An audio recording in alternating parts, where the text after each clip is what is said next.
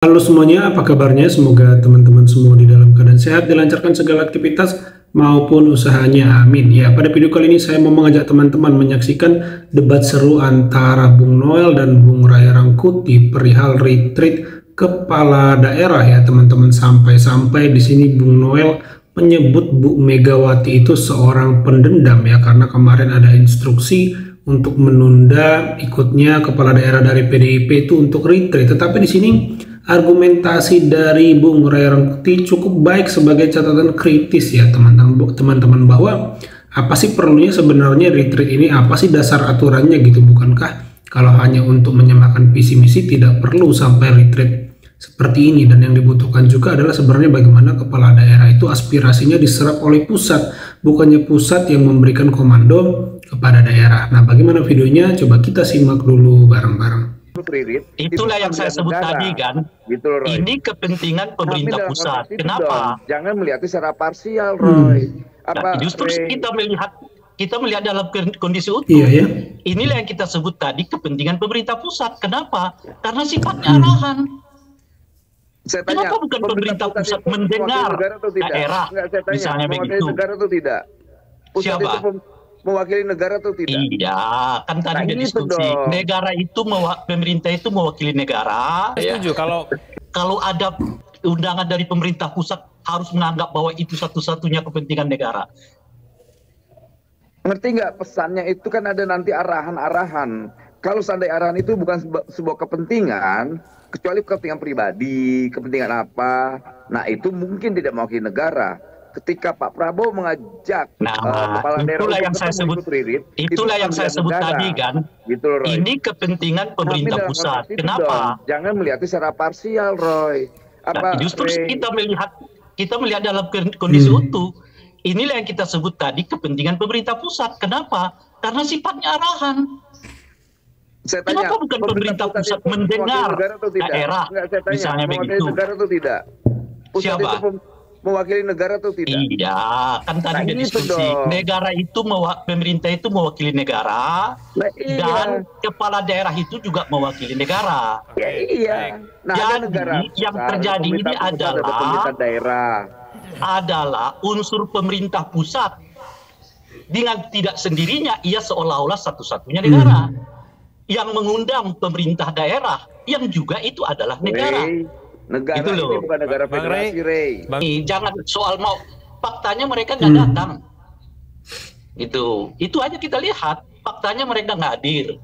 Nah, apakah besok mereka mau datang atau tidak? Ya silakan menurut saya. Tapi pesannya bahwa mereka itu mengambil posisi berjarak dengan pemerintah itu dapat.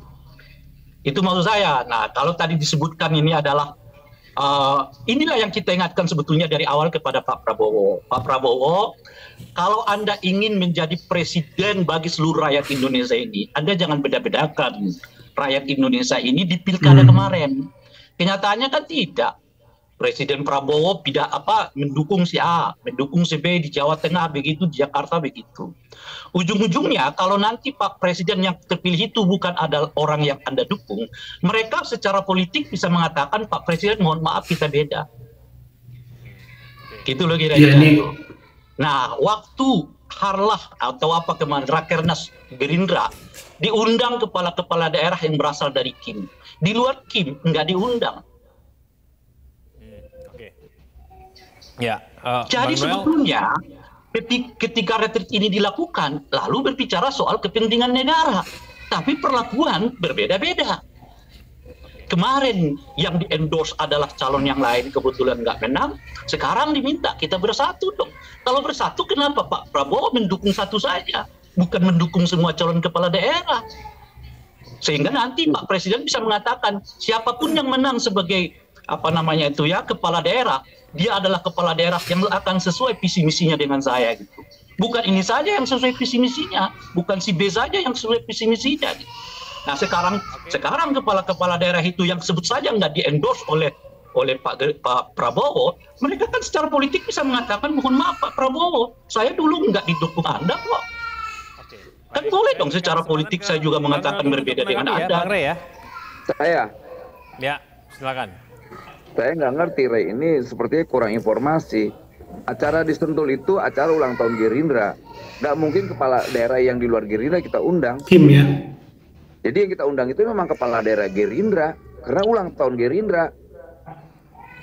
Gitu, nggak mungkin kita undang kepala daerah yang bukan Gerindra. Gimana sih cara berpikirnya?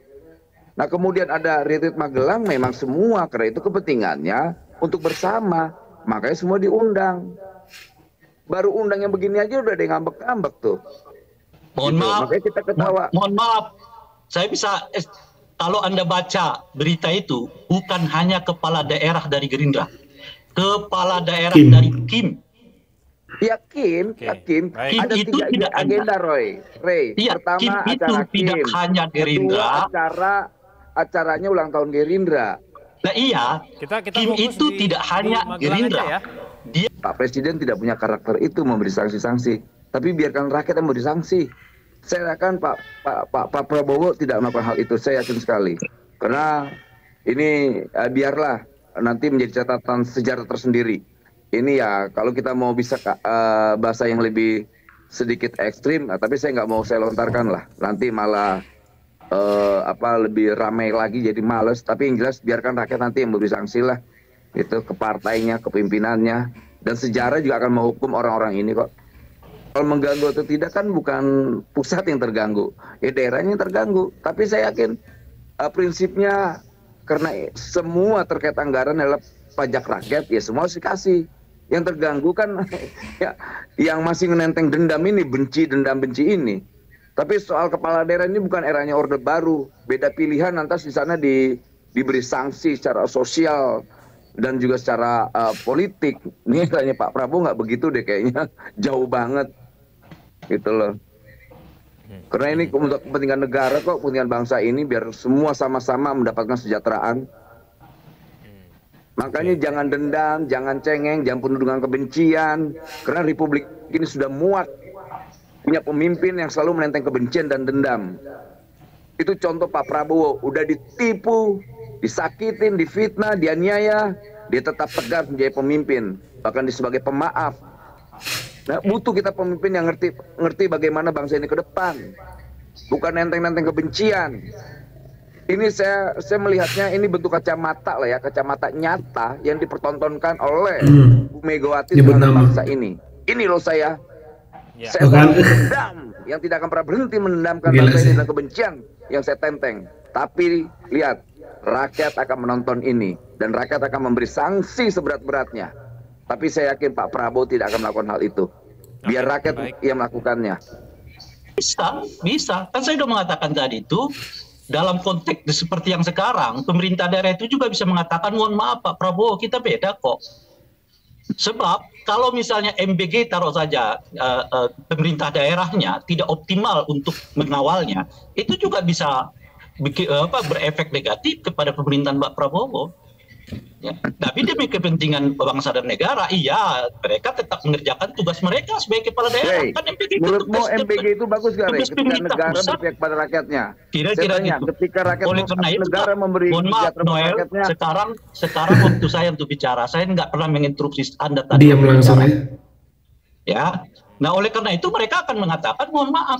Jadi tidak bisa seperti dulu instruksi-instruksi, harus ada negosiasi. Negosiasi apa? Antara pemerintah daerah dengan pemerintah pusat.